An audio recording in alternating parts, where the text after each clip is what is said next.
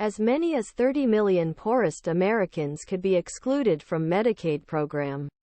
Many of these are result flawed state investigations that poverty experts say Biden administration has not done enough to stop. The predictions from health consulting firm Avalere come as states undertake a sweeping reassessment of 94 million people enrolled in Medicaid, the government's health insurance for neediest Americans. A number of problems have cropped up across the country, including hours-long phone wait times Florida, confusing government forms in Arkansas, and mistaken exclusions of children from coverage Texas. These people were destined to fail, said Arkansas legal aid attorney Trevor Hawkins. Hawkins helped hundreds of people in Arkansas determine their eligibility for Medicaid as state officials worked to expeditiously disenroll nearly 420,000 people in 6 months. He raised issues with the Centers for Medicare and Medicaid Services and the Arkansas process. They're asking questions, but they're not telling us what's going on. Hawkins said of CMS, these should be major red flags. If there was ever a situation where CMS would step in, it would be Arkansas. Nearly a dozen advocates across the country detailed common problems they face helping some of the estimated 10 million people who have been excluded from Medicaid. Some fear systemic problems will be ignored.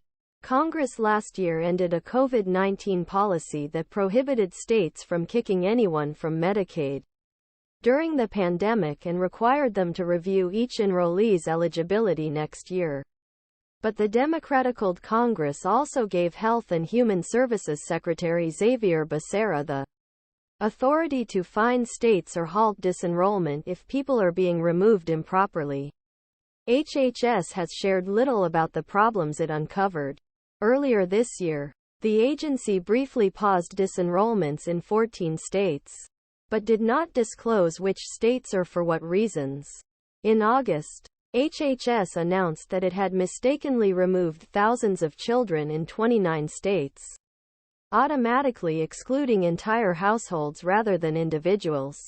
Daniel Tsai, director of the CMS Center for Medicaid and Children's Health Insurance Program Services, said CMS is asking states to reinstate coverage for those terminated under this process. We are using every tool at our disposal to hold states accountable, Tsai said. Florida tried to take Lily Mezquita, a 31-year-old from Miami, off of Medicaid twice during her pregnancy this year. She pleaded her case in 17 phone calls, some with wait times of up to 2 hours, before she was finally hired back from her hospital bed while giving birth prematurely in August.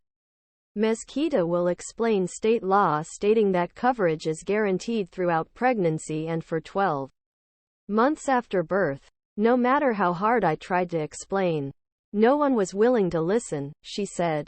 They make mistakes and they are very sure of their mistakes. Because her insurance coverage wasn't immediately registered, I